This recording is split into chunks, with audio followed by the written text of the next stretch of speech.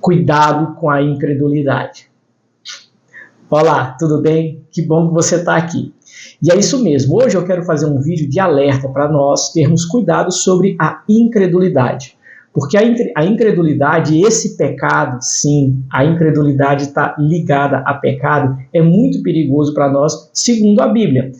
Quando nós vamos aqui para Hebreus, capítulo 3, versículo 12, a Bíblia diz o seguinte: tende cuidado, irmãos, jamais aconteça haver em qualquer de vós perverso coração de incredulidade que vos afaste do Deus vivo. Você está vendo que a incredulidade está ligada ao pecado, porque o que afasta o homem de Deus? O pecado. E um coração incrédulo e um perverso coração de incredulidade afasta o homem de Deus. Certo? Porque o texto continua assim: pelo contrário, exortai-vos mutuamente cada dia durante o tempo que se chama hoje, a fim de que nenhum de vós seja endurecido pelo engano do pecado.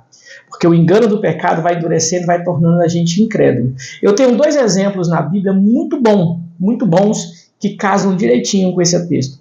O primeiro exemplo é aquele episódio de Pedro, quando ele caminha sobre as águas. Você lembra desse episódio? Pois é, quando ele começa a andar sobre as águas, que Jesus fala: vem para cá, Pedro. Esse texto encontra lá em Mateus 14.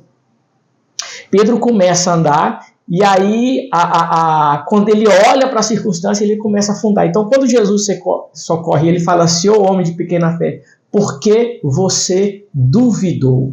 Olha só, a incredulidade, ou seja, o não crer, está ligado à dúvida. E principalmente quando nós colocamos em xeque o poder de Deus, a palavra de Deus. No caso de Pedro, Jesus falou: vem. Quando ele olhou as circunstâncias, ele foi incrédulo. E o que aconteceu com ele? Ele afundou. Por um segundo, por um momento, a incredulidade fez com que ele afundasse.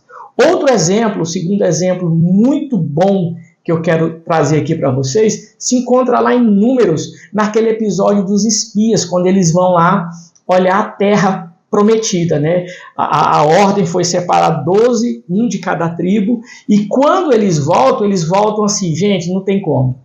Tem gigantes na terra, a gente vai ser como gafanhoto. E isso depois de ver Deus, os 10 sinais da praga, abrir sinal vermelho e ter feito muitos outros sinais diante do povo. Então, quando eles chegam diante da terra, e aí quando eles vão lá ver e trazem cachos de uva que precisavam de 2 homens para trazer, que sabe carregar nos ombros os cachos de uva, de algo tão grandioso que era. Mas eles voltam e falam: gente, não tem como.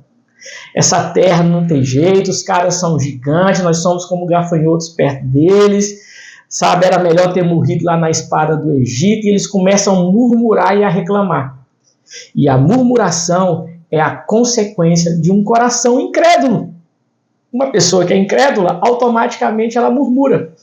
E a murmuração é um abismo que vai chamando o outro. Tá certo? Então, olha só, quando tudo isso acontece, que eles começam a murmurar, aí lá no 14 eles falam assim: vamos instituir um líder para nós. Só que olha só o que Deus fala lá em Números 14, 11. E disse o Senhor a Moisés: até quando me provocará este povo? O que é que provoca Deus? Ele vai dizer, vamos ler? Até quando não crerá em mim? Você está vendo? O tanto que a incredulidade é um pecado muito perigoso, porque a incredulidade, como diz Hebreus, afasta Deus de nós. E se afastar de Deus, nós sabemos o perigo que é ficar longe de Deus. E Deus ainda termina no 11. Apesar de todos os sinais que fiz no meio deles. Ou seja, Deus tem feito maravilhas, você acordou hoje, você tem saúde, sabe? Não importa, mas eu estou no leito do hospital. Não, mas você está vivo, você tem Cristo, você tem todos os motivos. Deus já mostrou durante a sua história o que Ele pode fazer e o que Ele tem feito na sua vida. Só que, olha o conselho de Hebreus: cuidado. Cuidado para nessa situação que você está vivendo, de dificuldade, de luta, seja ela qual for, gerar em você um coração incrédulo, como aconteceu com Pedro, que afundou, como aconteceu com o povo no Egito, que não entrou na terra prometida. Por quê? Por causa do perverso coração de incredulidade. E tem muitos outros homens na Bíblia que, por causa da incredulidade, perderam muitas coisas em Deus. Então, o nosso alerta nesse dia de hoje é esse.